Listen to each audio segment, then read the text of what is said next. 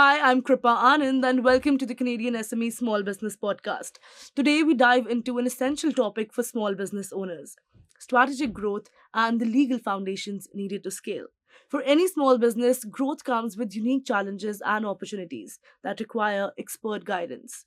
Our guest today, Mujir Muneeruddin, is an experienced executive and legal expert in corporate finance, M&A, and venture transactions, and a partner at Pallett Valo LLP. With his dynamic background in corporate leadership and legal advisory, Mujir brings valuable insights to entrepreneurs at all stages of growth. Join us as we discuss the pillars of scaling a business, the role of strategic legal planning, and common pitfalls to avoid. Mujir, we're thrilled to have you here on the podcast. How are you doing today? I'm doing well, thanks. Thanks for having me. Of course, it's our pleasure. Now, to begin with, where should we start the conversation from?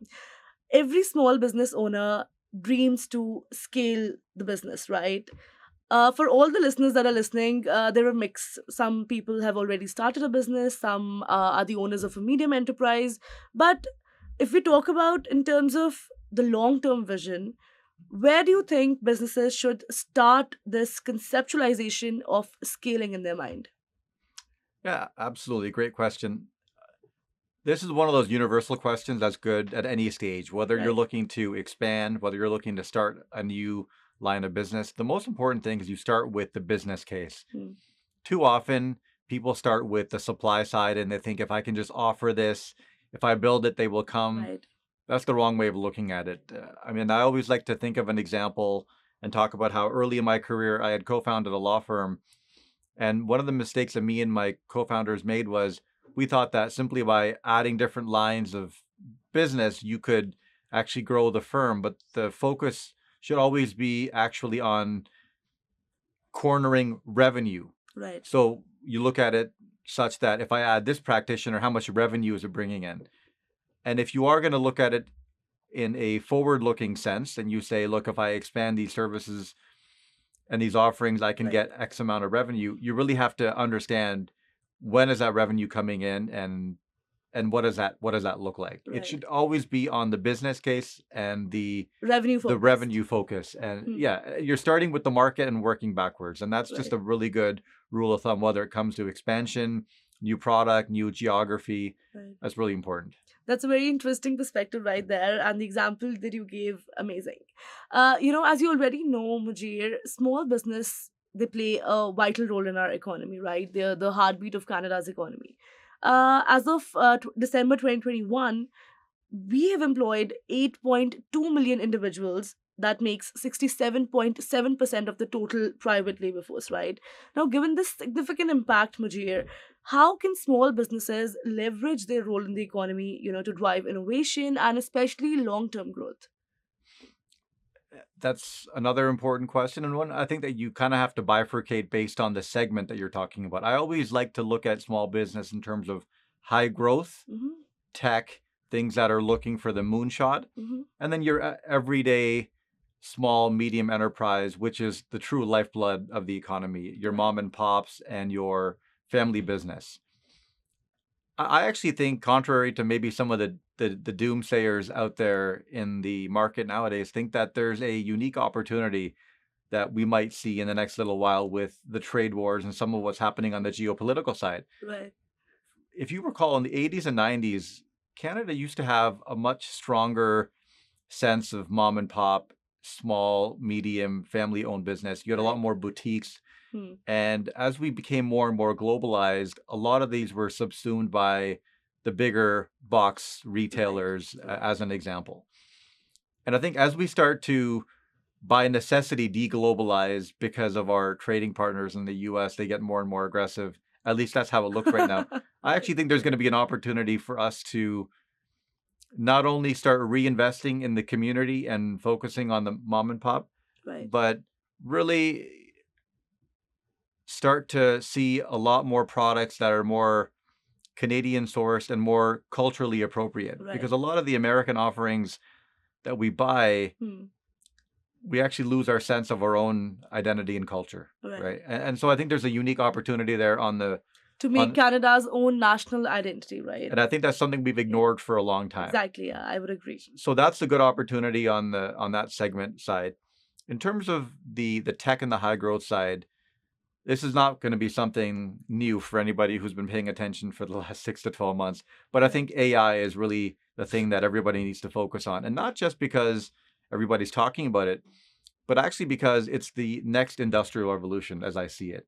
It's going to Definitely. be what typing was in the 80s or word processing in the 90s. If you Right. don't learn how to do it and you don't find ways to make that native to what you do in your Right. everyday life, you're really going to be set back by it. So I think, and if we learn something from Nvidia and what happened last week, I don't know that the opportunity is in the creation of the AI platform. I think it's more in the implementation and and the more the downstream Hmm. side of things. But that's kind of how I see it. Although I didn't go to school to be an economist, so don't take my word for it. Right. Expanding on this, what do you think are the most, common mistakes that you see entrepreneurs make around you? And what advice would you give to listeners? How should they avoid them? On top of your mind, if you could just think of some quick mistakes that you've, seen in your lifetime, your friends make, you yourself made, what are those? So I will say a lot of these mistakes, the ones that you see the most are well intentioned.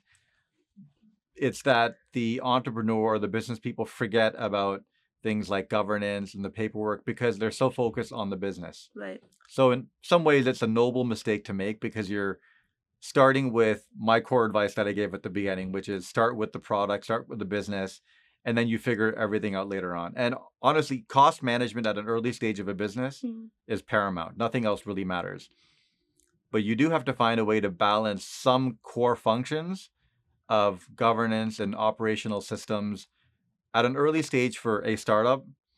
You want to make sure that your key personnel have contracts and documentation, not just because it becomes a legal liability down the road, but because humans operate better and there's less emotional issues when the expectations Or and the less. Right. deliverables are clear Right. and it leaves nothing to the imagination. That's always when humans function their best. Right. You can, as we say in the law, good paper makes good friends.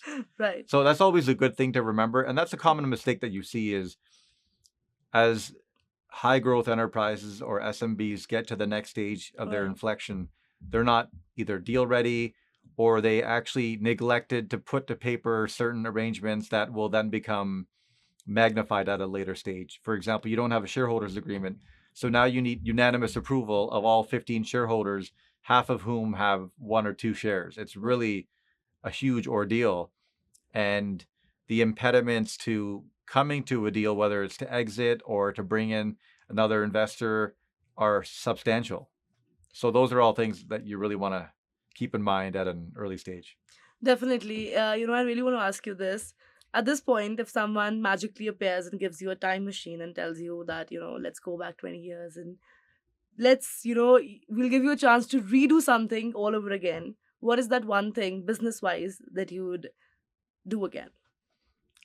I honestly would say nothing because Wow. everything that I've done, all the mistakes that I've made, have culminated in me being here today. Right. And a lot of times you make a mistake or you learn something, and the process that you went through to get to learning that mistake made you so much stronger Right. that it equips you for success later on in something else. So it's kind of like when you play Jenga, you don't know what block you pull out is going to make it all unravel. I don't know what Right. bad experience I had in the past Hmm. do I tug on that would cause me to It's not be actually the a good person that I sign that am. you're not tugged on any specific event or any incident, Yeah, right? yeah, absolutely. I mean, in the future, though, there's probably a lot of different opportunities that I will look at differently because of my history, Right. but I would never want to go back and change that. It was all meant to be that way, That's and it's actually the worked out. first time I've gotten this content answer. So I'm feeling very peaceful during this podcast right now. Anyway, thank you so much, That's not Mujir. because my success rate is very high, by the way. It's Yes, quite to the exactly. contrary. Without saying yes, that's a given. That was a solid roadmap for growth. It's clear that scaling it requires both strategy as well as resilience, right? To our listeners, remember, scaling is a journey, not a sprint. It requires both a strategic mindset and the right support to build a resilient business. Mhm. Now that we've discussed scaling, let's shift gears slightly and talk about legal best practices, right? Which is so crucial again in navigating growth, with confidence and especially security as well. Mhm. Now, legal considerations, they might not be the first thing entrepreneurs think of, right? But a solid legal foundation, it can either make a business or break a business. What do you think are some of the best legal practices, that small business owners should adopt early on in their stage, especially to protect them, themselves, their employees, Mhm. everyone involved as they grow? Yeah. So understanding that you don't want to go too legal too quick, you definitely Hmm. want to cost manage. The few things that you certainly want to focus on are shareholders agreement, having Hmm. an operational agreement among all the key founders, making sure that there's a clear set of parameters around how the company is going to be run. Hmm. How do you bring in future investment? How do you make decisions? Hmm. How do you sell the company? Because the reality is, the later you get into your trajectory as a company, the more Right, difficult that becomes to enter into. So that's right. something you never want to ignore. The other point is what I mentioned earlier. Key people have employment agreements or Hmm. consulting agreements if you want to keep it flexible, which is always a good idea. Another thing is to keep people incentivized. You always want to be thinking about vesting and reverse vesting. If you're giving employees options, if you're giving them equity, Right. you really want to think about not giving it all to them up front, not because they don't deserve it, but there's a tendency psychologically for humans, once they feel they've gotten everything they're going to get out of something, they're They actually get a not little laid motivated to back, keep going it. right? Yeah. Yeah. Yeah. That was some invaluable advice, especially for business owners who may not yet understand the full importance of legal structure. But it is very important to understand that you have to start somewhere, right? Mhm. So, moving ahead, could you please elaborate on the role of intellectual property for small businesses, particularly those, with innovative products or services? Yeah. Intellectual property is a bit of a double-edged sword. It's very important for certain businesses. If you're in pharma, Mhm. certain areas of applied science, the patents are very important. They even go on your balance sheet and they are a basis upon which you get your valuation to raise capital or sell your company. So there certainly is a place for it. Mhm.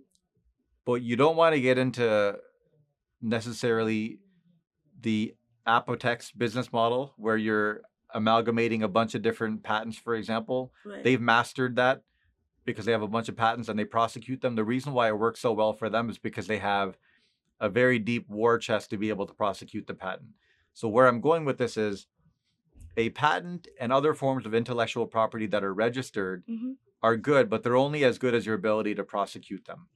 Right. So this is all my long-winded way of saying the best way to protect your business is always on an as needed basis. If I'm going to give you information, Hmm. I do it within the confines of an NDA, and I only give you as much as you need to do what it Right. is that our arrangement needs you to do. Right.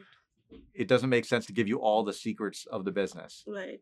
Because it's You've not going always, to come in my trajectory of work, right? Anyway. So it's yep, extra information which, keep your if I eyes on get your to know, fries, exactly. always. Right. That's Uh, the best defense. People keep thinking, I've got an NDA, so now I'm safe, or I've got a patent. right. Enforcing those things, that's a whole nother issue that you don't necessarily at an early stage of your growth Right. have the resources to be able to Hmm. enforce. Great. And also, I think legal best practices, they aren't just for preventing issues. They also can act as a cornerstone of your business's strength if you do it correctly, right? Next, let's talk about the common legal issues, businesses encounter, especially when working with partners and investors. Now, Mujir, every business faces legal challenges, right, at some point. But knowing what to watch out for can make a big difference. If you already knew what's coming, you'll be prepared, right? What do you think are some of the most, common legal issues that small businesses encounter that you've come through in your journey? And what proactive steps can, entrepreneurs take to mitigate these risks? First and foremost, you need to understand what you're getting into, Hmm. especially on the shareholder or the investor side. Right.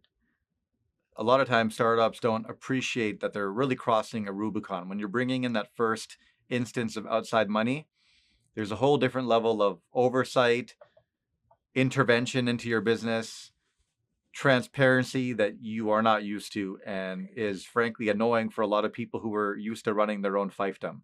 It's not going to be like that anymore. And Canadian corporate law or business law is generally very pro-investor and not pro-company. Right. So there's going to be a lot of shareholder rights, whether it goes to transparency, disclosure, governance, how decisions are made. You can't just make them as though it's your own backyard. These are all things that you really have to think about before you sign that document and bring in that outside capital. So what I always say is understand your target audience. Is it a VC? Is it a family office doing an angel round? Is it friends and family doing a seed round? Are they a strategic? What's their psyche? What's their usual profile? Because then you can negotiate things better. Right. And you also understand how they're looking to operate and what sort of involvement they're looking to have. And with that, you really have to think about getting a maximal return on dilution, as I say. You don't want to just get $1 of investment because you're diluting and you're giving up all these other things like Right. oversight, transparency, Right. control in the business. Right. It's imperative that you get some other tangible or intangible benefit. For example, is your investor strategic? Can they bring you mentorship? Can they Right. open up Advisory, supply right. lines? Can they open up distribution channels? Those are all very important things where for every dollar that you've diluted, you want to get $4 of utility back. Right. I mean, as a general rule of thumb, you want to multiply that as opposed Right. to just getting $1 for $1 of Right. an exchange or investment. Great. I think that's also a great reminder that being proactive is the key ultimately, right? Often, startups and fast growing businesses, they may overlook specific risk areas that could majorly impact their growth journey. Now, how do you think should businesses approach partnerships or investor agreements to minimize future disputes? Like, do you think they should, like, do you support verbal agreements over textual agreements? What I would say is this is where I believe you cross that line, where earlier I was saying that you want to push legals down the road, keep things efficient. The moment you're bringing in outside investors, that's where you want to get the appropriate expertise. You want to have a legal team that knows what they're doing. You want the documentation to be pretty robust because you are bringing in outside people. It's not friends and family anymore.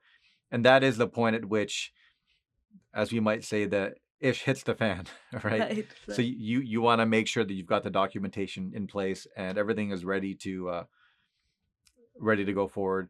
Because whether it's your legal team or ideally if you have a mentor that can help you through the fundraising process, it's just such a different transition from what most SMBs were used to prior to that point. Right. You want to have somebody guiding you on both the legal and the business side. So it's important that you don't take that transition lightly and that you get as much advice and as much help as you can. And that's where it makes sense to start spending some money to bring in the expertise. Great. That's some incredibly useful advice, I'd say. That's been a fantastic discussion on common legal issues and risk mitigation. Let's take a short break to absorb these valuable insights. Hey, you think you know UPS? Yeah, that's us. Everybody knows that. You know what you didn't know? This. Okay, try to keep up. Ocean, us. Ground, rail, air, so us. Guess who? Us. Customs cleared, borders cleared, done. Us. You still with me? Wait for it. Boom. Us. Intelligent, automated, fulfillment. Us. Yep. Healthcare too. Digital your thing? Yeah. Well, book it, ship it, track it. You feeling me yet? Yep. That's all us. That's all UPS.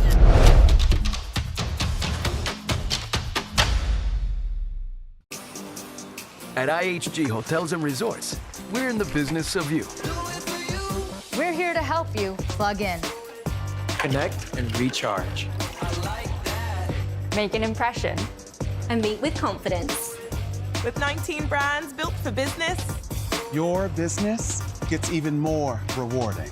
With an award-winning loyalty program at 6,000 IHG hotels and resorts worldwide. Welcome back, listeners. Now that we have covered some foundational topics, let's dive into the dynamic world of entrepreneurship and how to approach risk with confidence. Now, let's dive into the topic of entrepreneurship as a whole, right? Now, what defines success and what risks entrepreneurs should embrace to make their vision into a reality? Now, entrepreneurship is all about taking risks, right? But successful entrepreneurs know how to manage those risks effectively.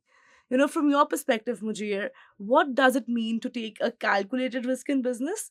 Because if we talk about a risk, you cannot really calculate the risk, right? But still, there's this entire phenomena about calculated risk. Please go on and tell our listeners what this phenomena is and how should they find a balance between, boldness and caution. Yeah, there's a great American football coach who had this great saying where he said, before you learn how to win, you have to learn how not to lose, right? So you want to eliminate, what he's saying is you want to eliminate the unforced errors. You want to eliminate self-defeat, mistakes that you could have avoided. You want to batten down the hatch on a lot of risk that can be avoided. So in practical terms, you want to control what you can and only leave risk to things that you simply cannot control. For example, market risk, economic risk, those are all things that are outside your control. Right. But things like, do you have the proper documentation in place? Right. Are you opening too many theaters of business at the same time? Right? You want to be growing in a controlled manner. That's the risk that you can take, but the ones that you want to eliminate are the variables. You want to minimize how many different things that you're doing at once. Right. I mean, just recently I had a conversation on a real estate project that I'm heavily involved in, and we're looking to do a partnership with a pretty large institution, and we've got some other potential people that we could add to the mix. What I told my partners in that situation was, I want to keep it very simple and streamlined. I don't want to add, I'm negotiating with this person Right. So many for my layers to deal, the and then I'm going to equation, right. negotiate with the counterparty. You want to singularize your risk and make it just about the counterparty, and then you can figure out adding people later on. But you don't want to add, in this situation, that effectively be opening 2 theaters of negotiation at the same time. Those are the kind of things that you want to minimize. Focus on a few things, eliminate the risk that you can control, Right. and leave the risk purely about the business. And then you'll be in much better shape. Great. Finding that balance, it's no small feat, right? It's not easy at all. But it can be the difference between a thriving business and the one that's struggling right now. To all our listeners, remember that entrepreneurship is a journey filled with both challenges and triumphs. Embrace each step, learn from every experience, and know that the risks you take today can pave the way for a successful future ahead. Now, lastly, let's talk about the future of entrepreneurship. Where do you see opportunities for small businesses today, and what will your advice be for those who are just starting out? And I'm asking this because I want to get into the mindset where you're coming from, right? Now, the landscape for small businesses, it's constantly evolving. New opportunities, new challenges emerging every year. Given your background, Mujir, and your specific expertise, where do you see the biggest opportunities for small businesses in Canada today? We kind of touched upon this earlier in terms of the different segments. You've got the SMB, the classic SMB, Right. and then you've got the high growth. And I would still stick by that. But what I will add to that is an observation I made when I was recently traveling over the Christmas holidays. And based on a lot of geopolitics that are happening in Jordan when I was there, you had a lot of local products really take off overnight. Right. So because they wanted to focus on a concerted basis of buying Jordanian, Right. buying local, buying products that were made within the country, overnight you had this cola product called Matrix Cola that just exploded overnight. Right. They started chains of restaurants and coffee chains that exploded because they wanted to focus on the domestic local product. Right. And in many ways, that's a microcosm of what we're facing here. We've got certain geopolitical headwinds. And if we start focusing on supporting our community and the SMB of Canada, you're going to see a lot of potential prosperity come from that. That's what I would say. Dear listeners, remember that the journey of entrepreneurship is about continuous growth and adapting to new opportunities. Embrace each challenge as a stepping stone towards building a resilient and thriving business. As we wrap up, Mujir, what is that one final advice you'd offer to aspiring entrepreneurs who are looking to grow their business responsibly and strategically? Now, I know we've covered most of the major advice already in the episode, but for all the listeners, what is that one thing they should do after listening to this podcast? First thing. The first thing is think long and hard about what you want to do and understand why you want to do it. Understand the objective, the why, and never give up at that point, right?